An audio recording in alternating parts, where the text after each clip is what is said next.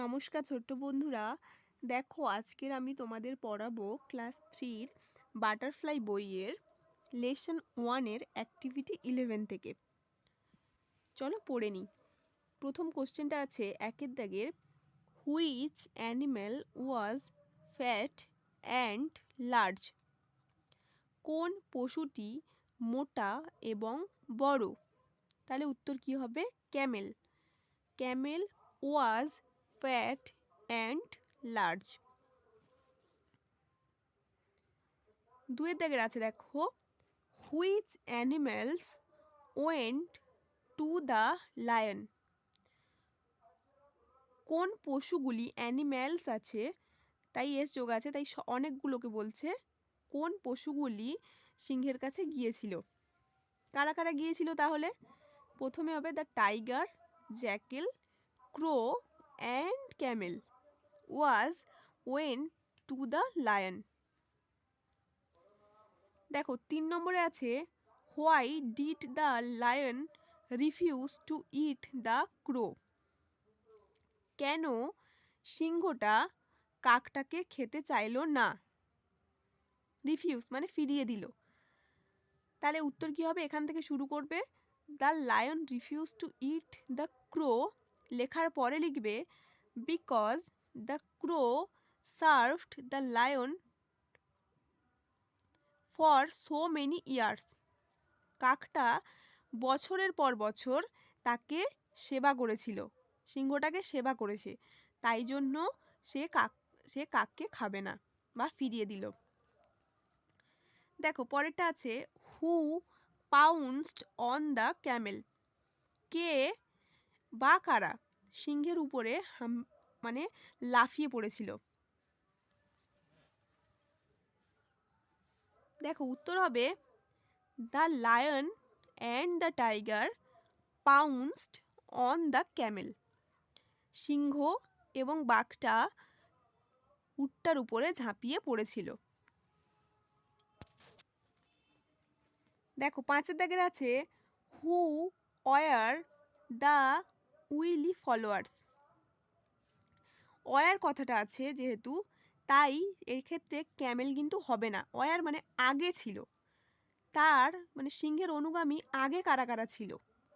তাহলে কে কে ছিল আগে? The crow, the jackal and the tiger were the wily followers.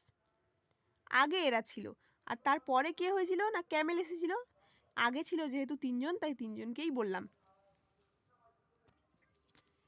দেখো অ্যাক্টিভিটি 12-এ কি আছে, let's choose the right word and fill in the blanks.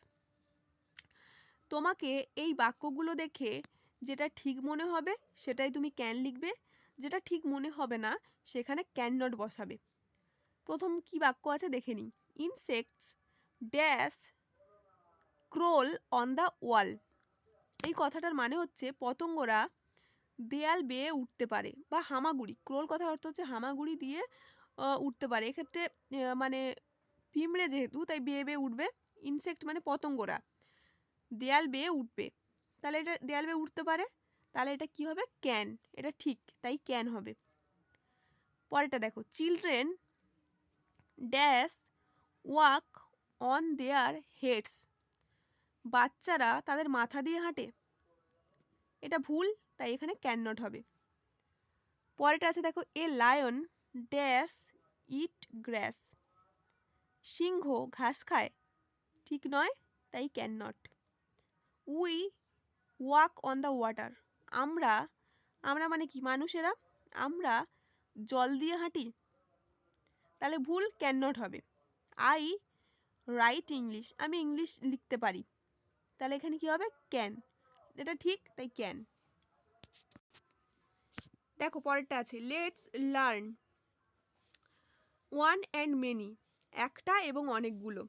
প্রথমে দেখো এই ছবিতে দেওয়া আছে একটা বেড়ালের ছবি, তাই এখানে লেখা আছে এ ক্যাট। এখানে দুটো বেড়ালের ছবি আছে, তাই এখানে লেখা আছে দেখো টু ক্যাটস। একের বেশি আছে তাই এস যোগ হয়েছে, টু ক্যাটস। পরেরটা দেখো একটা গরুর ছবি দেয়া আছে, তাই এ কাউ।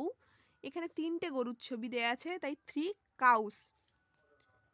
এখানে দেখো একটা ডিমের ছবি দেয়া আছে, তাই অ্যান এগ। আর এখানে অনেকগুলো ডিম আছে, তাই মেনি এগস এস যোগ হয়েছে। তাহলে অ্যাক্টিভিটি 13-এ দেখো 1 এদিকে লেখা আছে আর এখানে মেনি লেখা আছে। এখানে 1-এ কি লেখা আছে? গোট। তাহলে মেনিতে কি হবে? এস যোগ হবে, তাই গোটস। ক্যামেল ক্যামেলস, ডাঙ্কি ডাঙ্কিস, বুক থাকলে বুকস, গার্ল গার্লস, বয় বয়েস, পেন্সিল পেন্সিলস। পরেরটা দেখো এখানে ডগস লেখা আছে, মেনিতে এস যোগ আছে, তাহলে এদিকে 1-এ কি হবে? তাহলে ডগ হবে। হয়ে গেল। দেখো অ্যাক্টিভিটি 14-এ কি বলছে? একে দাগের বলছে এ কাউ হ্যাজ 4 লেগ অথবা লেগস। এখানে দেখো হ্যাজ 4, একের বেশি আছে তাই এস বাই এস যোগ হবে, তাই লেগস হবে। A cow has 4 legs. তারপর দেখো এ ডগ হ্যাজ 1 শব্দটা আছে, তাহলে এখানে কি হবে? টেল হবে, TIL টেল হবে, এস বাই এস যোগ হবে না। একের বেশি যেগুলোর ক্ষেত্রে থাকবে সেখানটায় এস বাই এস যোগ হবে, আর একটি থাকলে সেক্ষেত্রে কিন্তু এস যোগ হবে না। এখানে দেখো আই হ্যাভ 5 তাহলে fingers in many left hand. There are many অনেক, এখানে আর আছে এখানে অনেক, many fruits in the basket. হয়ে গেল। দেখো অ্যাক্টিভিটি 15-এ কি বলছে? The card are not in order, let's rearrange করতে বলছে। মানে এখানে এলোমেলো করে শব্দগুলো দেয়া আছে, এটাকে সাজিয়ে একটা অর্থপূর্ণ শব্দ তোমাকে লিখতে হবে। প্রথমে দেখো দেয়া আছে, প্রথমেরটা কি হবে? Dogs eat meat and bread. Dogs eat meat and bread, কুকুর মাংস এবং রুটি খায়। পরেরটা হবে tigers eat flesh of a animals. বাঘ পশুর মাংস খায়। পরেরটা দেখো pets can not get their own food. পোষা প্রাণীরা তাদের খাবার তৈরি করতে পারে না। পরেরটা হবে animals eat different kinds of food. পশুরা আলাদা আলাদা খাবার খায়। আর তারপরটা হবে some animals eat leaves and grass. হয়ে গেল। দেখো অ্যাক্টিভিটি 16-এ বলছে যে like you the most, an animal you like the most. তুমি যেই পশুটাকে সব থেকে বেশি ভালোবাসো সেই সম্পর্কে কয়েকটা বাক্য লিখতে বলছে। তার হিন্ট কিছুটা দেয়া আছে, দেখো name of the animal, its food habit, the sound it makes, name of its babies, you reason for loving it. মানে পশুটার নাম লিখতে হবে, তার খাবার লিখতে হবে, তার সে কীভাবে ডাকে সেটা লিখতে হবে, তার বাচ্চার নাম লিখতে হবে, আর কী কারণে তোমার পছন্দ সেটা লিখতে হবে। দেখো আমি লিখেছি I like the most animals is dog.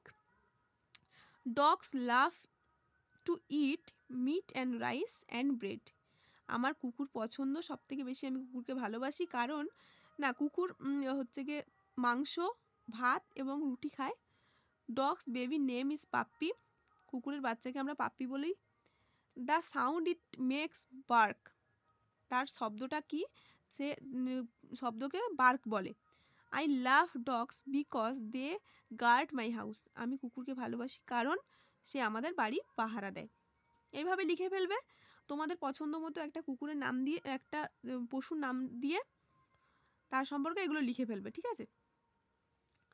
তাহলে এই ভিডিওটা এই পর্যন্তই।